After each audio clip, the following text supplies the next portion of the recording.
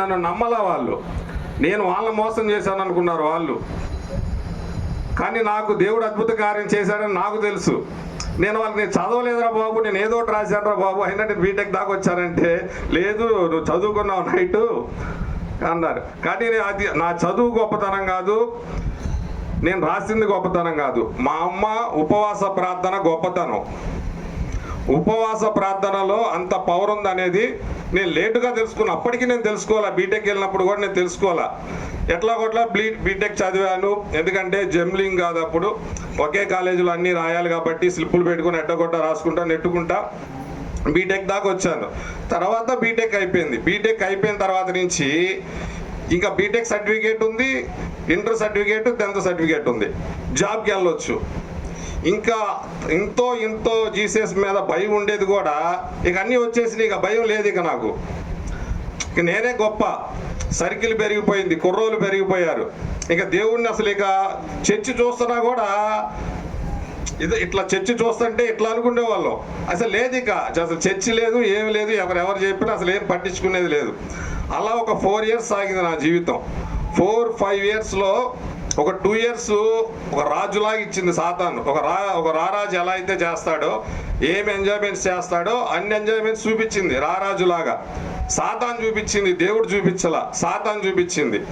దేవుడు నవ్వుకుంటున్నాడు నన్ను చూసి. అంటే ప్రేయర్కి వెళ్ళే వాళ్ళంతా నవ్వుతున్నారు, అరే పడతావు, నువ్వు ఎప్పుడో ఒకప్పుడు పడతావు, మీ అమ్మ ప్రార్థన వల్ల అంత దూరం వచ్చావు, నువ్వు ఖచ్చితంగా పడతావు అన్న. నేను పడనరా బాబు, నా చుట్టూ ఇంతమంది ఫ్రెండ్స్ ఉన్నారు, నా చేతిలో బీటెక్ ఉంది, నాకు సమాజం గురించి తెలుసు అని గర్వంగా ఫీల్ అయ్యా. ఆ తర్వాత ఆ రాజుగా బతికిన దాని నుంచి సాతాను ఎలా తయారు చేసిందంటే, ఇక ఇల్లు అనే ప్రపంచాన్ని మర్చిపోయాక, ఇల్లు మర్చిపోయాక, అన్నీ మర్చిపోయాక తాగుడు గొడవలు ఇక అంతే. ఇంకా ఏంట్రా నువ్వు బీటెక్ చదివావు, ఇట్లా ఉన్నావు, నా మీద జాలి పడ్డారు. ఫస్ట్ గర్వాన్ని కూడా జాలి పడ్డారు, అరే మారరా అని. లేదు మానేది లేదు, ఏం లేదు, తాగుడు గొడవలు. ఈ లోపల మా బీటెక్ నుంచి ఒక అమ్మాయి లవ్లో వస్తానే ఉంది, నాతో పాటు ట్రావెల్ చేస్తూ ఉంది. తను ప్రేయర్ఫుల్ అయితే తను నాకు చెప్పింది, జీసస్ నమ్ము, నిన్ను మారుస్తాడు, ఈ గొడవలు ఈ చెడు వ్యసనాల నుంచి బయటకు వస్తావు అని చెప్తే, లేదు జీసస్ చెప్తే ఏంది, నువ్వు చెప్పు నమ్ముతా, నువ్వు చెప్పిందే వింటానంటే. అమ్మాయి అంది, చాలా ప్రేయర్ఫుల్ తను, జీసస్ చెప్తేనే గోపి ఎవరైనా వినేది, మనం సృష్టించింది ఆయనే, నువ్వు ఎప్పుడైతే ఆయన కంటే ఎవరైతే ఎక్కువ అనుకుంటావో వాళ్ళెవరు నీ జీవితంలో ఉండరు. జీసస్ కంటే ఏది ముఖ్యమని మనం అనుకుంటామో, అజ్ఞానులం కదా, నాకు తెలియదు కదా, అజ్ఞానం కదా, అప్పుడు ఆయన కంటే ముఖ్యం అనుకునేది ఏదైనా పోయింది మన దగ్గర నుంచి, ఏదైనా సరే అశాంతంగా, అసలు అశాంతమే జీవితం అంతా. తను చెప్తే నేను వినలా. అయితే తను నాతో వచ్చి ట్రావెల్ చేసి చాలా ఇష్టంగా నాతోనే ఉండే అమ్మాయి. నాకు ఎందుకు ఈ మాట మీకు చెప్తున్నాను అంటే, అంత ఇష్టంగా ఉన్న అమ్మాయి ఇద్దరి మధ్య ఏ పొరపాట్లు లేకుండానే దూరం అయింది. ఎలా దూరం అయిందో కూడా తెలియదు. అట్లా ముందుకు వెళ్ళిపోతున్నా. మా అమ్మ కూడా, ఏం బతుకురా, ఏంట్రా ఇది, ఇంటికి రావు, రూములు అంటావు, రూములు తీసుకున్న ఫ్రెండ్స్ ఏంది, ఆ గొడవలు ఏంటి, ఏంటి అని. ఈ పరిధిలో రౌడీ షీట్ ఓపెన్ చేశారు. రౌడీ షీట్ ఓపెన్ చేసిన తర్వాత స్టేషన్కి తీసుకెళ్తారు కదా, స్టేషన్కి వెళ్తున్నా. వాళ్ళు జాలిగానే చూస్తున్నారు, ఏంట్రా నువ్వు ఏంట్రా అని. ఏంది అంతమంది జాలిగా చూస్తున్నారు నన్ను జాలిగా ఎవరు చూడొద్దని ఇంకా రాక్షసుల్లా మారిపోయా. ఇంకా నా చుట్టూ ఉన్న ప్రపంచంలో, నా చుట్టూ ఉన్న ప్రతి ఒక్కడు, అందరు ఒక్కొక్కరు దూరం వెళ్ళిపోతున్నారు. అందరు దూరం అయిపోతున్నారు. ఎందుకు నాకే తెలియదు, నేనేం చేశానంటే అందరు దూరం అయిపోతున్నారు. అప్పుడు దేవుడు, నేను గుణదల కొండపైన పడుకున్నా, 3 రోజులు పడుకున్నా గుణదల కొండపైన. దేవుడు నాతో మాట్లాడినట్టు, ఒక ఆయన వచ్చి, నువ్వు లే, నీ జీవితాన్ని మార్చుకో, పొద్దున్న కిందకి వెళ్ళు, పాస్టర్ గారు ప్రేయర్ చేస్తారు, బాప్టిజం తీసుకో, నీ జీవితం ఇది కాదు, వెళ్ళు, నీకు ఈ కష్టాలన్నీ ఇవన్నీ కూడా దేవుడే ముఖ్యం, ఈ ప్రపంచంలో నీకు ఏది ముఖ్యం కాదు అని నువ్వు తెలుసుకునేలా ఈ దేవుడే నాకు ఇవన్నీ. అంటే పరీక్షలు ప్రతిదీ దేవుడే. ఇప్పుడు ఈజీగా వస్తే ఏది మనకు తెలియదు కదా, అన్నీ దూరం అయిపోయినాయి మన దగ్గర నుంచి. లవ్ దూరం అయిపోయింది, ఫ్యామిలీ దూరం అయిపోయింది, ఫ్రెండ్స్ దూరం అయిపోయారు, బీటెక్ అయిపోయి 4-5 years అయింది, జాబ్ వెంటనే అన్నీ దూరం అయిపోయినాయి. అన్నీ దూరం అయిపోయి నాకు ఏంటి పరిస్థితి అని 3 రోజులు ప్రేయర్ చేసుకోవడానికి వెళ్ళాను. నేను ప్రేయర్ చేసుకోవడానికి గుణదల పైకి వెళ్తే 3 రోజులు ఉన్నా. 3వ రోజు నైట్ ఆ చర్చిలోనే ఆయన వచ్చి, ఏంది బాబు 2-3 రోజుల నుంచి ఇక్కడే ఉంటున్నావు, ఇంటికి వెళ్ళవన్నారు. లేదండి ఇట్లా పరిస్థితి, ఆయనకి చెప్పా ఇట్లా నేను ప్రేయర్ చేసుకోవాల్సిందే, నేను మోకరించాల్సిందే అని చెప్పి. ఇదంతా ఎందుకు, ఫస్ట్ మా అమ్మ ఉపవాసాలు చేస్తే నేను పాస్ అయ్యా కదా, ఇవి నా మైండ్లో ఉంది. ఈ మైండ్లోకి ఎప్పుడు వచ్చినాయి అవన్నీ? ఎప్పుడు వచ్చినాయి అమ్మా? అన్నీ పోగొట్టుకున్న తర్వాత నా జీవితంలో నేను పొందిన ఆనందం, నేను పొందిన ఇవన్నీ నాకు అసలు ఈ మొత్తం మీద నాకు ఆనందం కలిగిన అంశాలు ఏంటి అని నేను ఆలోచించుకుంటే, ఏంటి నా జీవితంలో నేను ఆనందంగా ఉన్నా, ప్రశాంతంగా ఉన్నాను అని ఆలోచించుకున్న విషయాలు ఏంటి?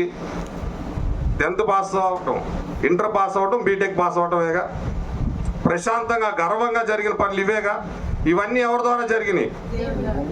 దేవుడి ద్వారానేగా. నేను అందుకని నాకు ప్రేరేపణ కలిగి ప్రేయర్ చేసుకోవడానికి వెళ్ళా 3 days. అప్పుడు చెప్పాడు దేవుడు, ఆయన రూపంలో వచ్చి మాట్లాడాడు, నువ్వు కిందకి వెళ్ళు, రేపు ఫ్రెష్ అవ్వు, పాస్టర్ గారు ఉంటారు, బాప్తీసం తీసుకో అని చెప్పారు. వెళ్ళా. ఏం సార్ అన్న, అమ్మ నీవు ఏ మినిస్ట్రీస్కి వెళ్తున్నావు ఆ మినిస్ట్రీస్లో తీసుకో, లేదు అంటే నా దగ్గరికి రా, ఒక వారం రోజులు ప్రేయర్లో పార్టిసిపేట్ చేయి, ఆ తర్వాత నీకు ఇస్తాను అన్నాడు.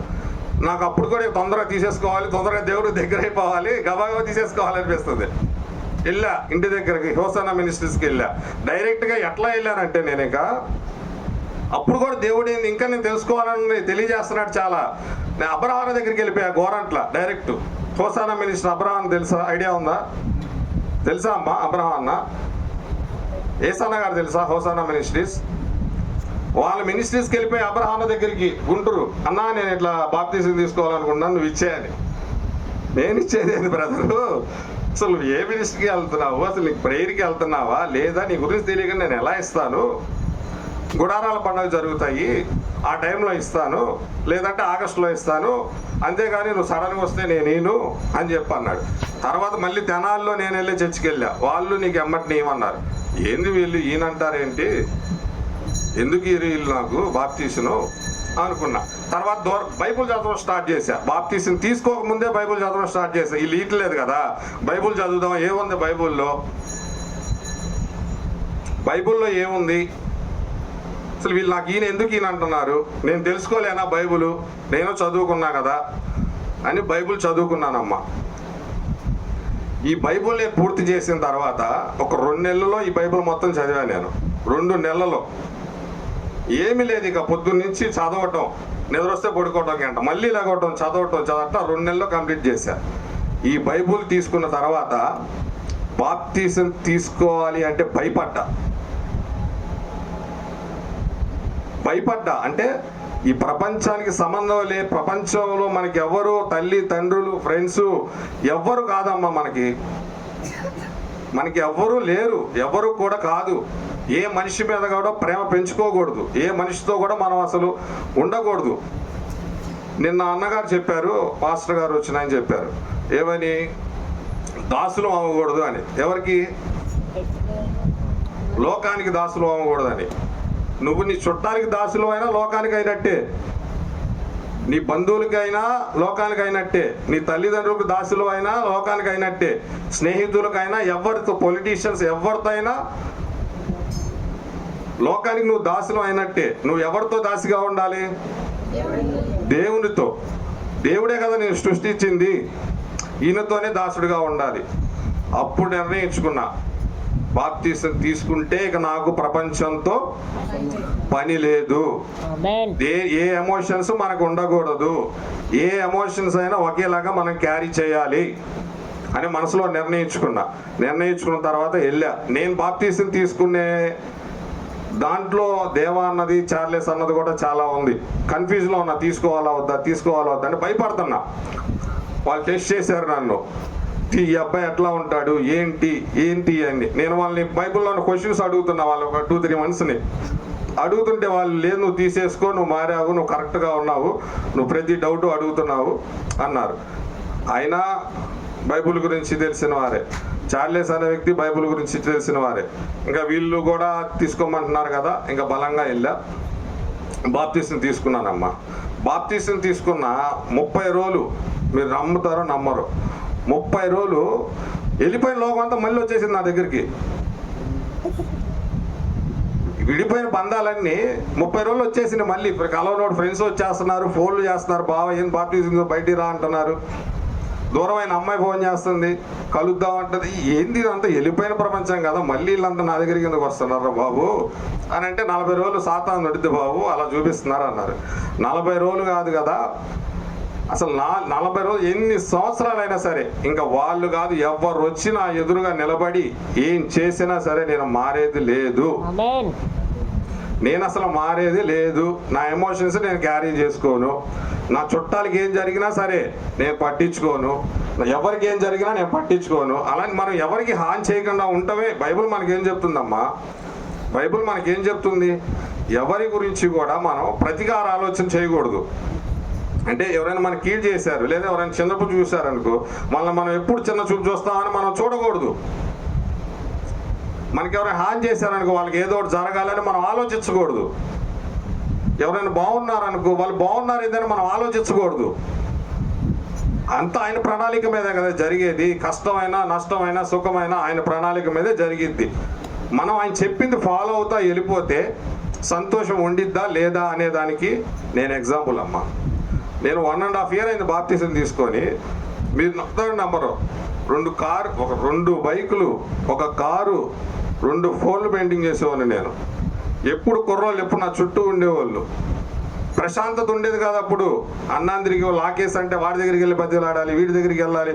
ఈ కుర్రోడు గొడవ అయితే వాడి దగ్గరికి వెళ్ళి మాట్లాడాలి. ఆ అమ్మాయి పోయి ఎన్ని అసలు అబ్బో దీంట్లో ప్రశాంతత లేదు. చుట్టాలు వీడి మీద ప్రేమ ఎక్కువైంది అనుకో, వాడిని ఎవరైనా అన్నారనుకో వాడి మీదకి వెళ్ళాలి. తల్లిదండ్రుల మీద ప్రేమ ఎక్కువైనా సూర బాధే. అమ్మ నా తల్లిదండ్రులకి ఏమైద్దో, నేను లేకపోతే నా తల్లిదండ్రులు ఏమవుతారు.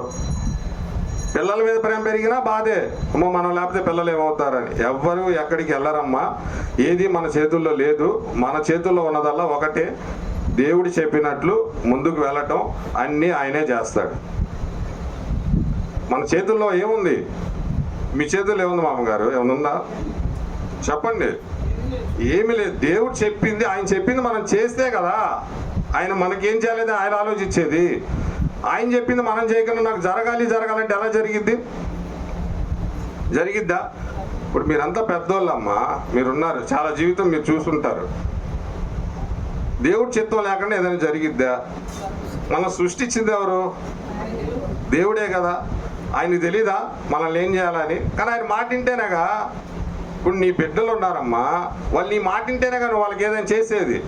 నీ బిడ్డలు నీ మాట వినక ఆడో తిరుగుతుంటే నువ్వేం చేస్తావు? ఇప్పుడు నేనున్నా, నా బీటెక్ అయిన తర్వాత నేను ఆడాడో తిరిగా. మా పేరెంట్స్ ఏం చేస్తారు? నేను వాళ్ళ మాట వింటే కదా నన్ను బెంగళూరు పంపించాలో, హైదరాబాద్ పంపించాలో, చెన్నై పంపించాలో వాళ్ళు ఆలోచించేది. అట్లానే మనం కూడా దేవుడికి అవకాశం ఇవ్వాలి. అవకాశం ఇవ్వడం కాదు, ఆయన కింద ఉండాల్సిందే. అవకాశం ఇవ్వడానికి ఆయన మనిషి కాదు, దేవుడు సృష్టికర్త. భూమి ఆకాశాలను సృష్టించిన వ్యక్తి ఆయన. ఇప్పుడు కన్న తల్లిదండ్రులు ఏముందమ్మా, ఇప్పుడు నా తల్లిదండ్రులు కూడా నేను చిన్నతనంగానే చూస్తాను. అంటే ప్రేమించడం ఒక్కటే నాకు పని. వాళ్ళని ప్రేమించడమే, అంతేగాని వాళ్ళ దైవంలా దేవుళ్ళ అమ్మ లేకపోతే నేను లేను, నాన్న లేకపోతే నేను లేను, ఫ్రెండ్ లేకపోతే నేను లేను, తమ్ముళ్ళు లేకపోతే నేను లేను అనే భావన నుంచి బయటకు వచ్చేసా. మా అమ్మ నాన్న బాగుండాలి అంతే, నేను బాగా చూసుకోవాలి, అంతకు మించి ఏమైనా చేయాలా మనం? చెప్పమ్మా. నా జీవితం ఇప్పుడు ఎలా ఉందంటే, అమ్మా దేవుడే కాపాడాడు రా, అరే వాడు దేవుడు రా హెల్ప్ చేశాడు అని ఎవడైనా అంటున్నా దేవుడు అనమాకరా బాబు, మంచోడను. దేవుడు అనమాకు, మంచోడను. అంటే మన నోట్లో నుంచి కూడా దేవుడిని ఎవరితో కంపేర్ చేయకూడదు. అయ్యా దేవుళ్ళ వచ్చి డబ్బులు ఇచ్చాడు రా, దేవుళ్ళ వచ్చి కాపాడాడు రా, మంచోడు కాపాడాడు అంతే, మంచోడు డబ్బులు ఇచ్చాడు అంతే.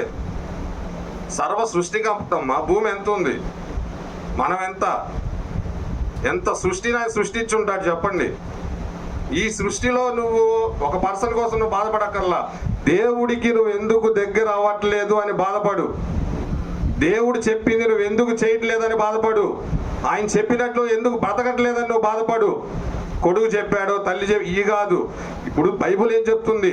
కొడుకుని ప్రేమించమని చెప్తుంది, తల్లిని ప్రేమించమని చెప్తుంది, ఇరుగువారిని మంచిగా చెప్తుంది కదా, మంచిగా చెప్తుందిగా. ఇక్కడ నువ్వు ఎందుకు చెప్తుంది? నువ్వు ప్రశాంతంగా ఉండటానికి. ఎదుటివాడి గురించి నువ్వు ఎప్పుడు ఆలోచిస్తావో నువ్వు శాంతంగా ఉండవు. ఎదుటివాడి కూడా ఎప్పుడైతే బాగుండాలనుకుంటావో నువ్వు శాంతంగా ఉంటావు, సమాధానంగా ఉంటావు, శాంతిగా ఉంటావు, సమృద్ధిగా ఉంటావు. నేను బాప్తిసం తీసుకున్న సంవత్సరంన్నరమ్మ. ఈ సంవత్సరంన్నర నుంచి నాకు ఎంత ప్రశాంతమైన లైఫ్ అంటే అంత ప్రశాంతమైన లైఫ్. నాకు ఫ్రెండ్స్ ఉన్నప్పుడు లేదు. 14,000 నోవెటల్ రూము, బీచ్ దగ్గర నోవెటల్ రూము 14,000. 20 రోజులు ఉన్నాం ఆ రూమ్లో. ఆ రూమ్లో చేయని ఎంజాయ్ లేదు. ఏది కావాలన్నా మన రూమ్ కారు డైరెక్ట్గా వెళ్ళి పైన ఆగిద్ది. అట్లా ఎంజాయ్ చేశాను నేను. నాకు అప్పుడే ప్రశాంతత రాలా, ఆనందం రాలా, మంచితనం కూడా రాలా. ఇప్పుడే అందరూ బాగున్నాడు, మంచిగా ఉన్నాడు అనుకుంటున్నారు. ఇప్పుడే నేను సంతోషంగా హ్యాపీగా ఉన్నా. ఇది నిజమైన జీవితం అని తెలుసుకొని చూడండి. ఎట్లా తిరిగానో, ఎట్లా తాగానో, ఎట్లా గొడవలు చేశానో, ఎన్ని గొడవలు చేశానో. 14 గొడవలు నా మీద, 14 కేసులు ఉన్నాయి. తెనాలి పోలీస్ స్టేషన్లో 14 కేసులు, 1 టౌన్లో. ఎంతమందిని గాయపరిచి ఉంటానో, ఎంతమందిని హాస్పిటల్ పాలు చేసి ఉంటానో, ఎన్ని రోజులు తాగి తిరిగేవాళ్ళో. 2-3 రోజులు బారుల్లో ఉండేవాళ్ళం. బారులు వెళ్ళండి అన్న నెల దగ్గర వెళ్ళేవాళ్ళం కాదు. అంత నీచమైన జీవితం, అంత నీచమైన ఇది. అసలు ఎట్లా అంటే పొద్దున అన్న మీరు దేవుడి దగ్గర ఎట్లా ఉన్న దేవుడు చీ అనేదాకా చేసుకోమాకండి అని అన్నాడు అన్న. అమ్మో, అక్కడ దాకా వచ్చి ఆగిపోయాను. ఇంకా అట్లా చేసుకోకూడదు. మళ్ళీ అటువైపు మళ్ళీ వెళ్ళామా, అటు ఆలోచించామా, ఇక ఆయన చీ అంటే అయిపోయినట్లే.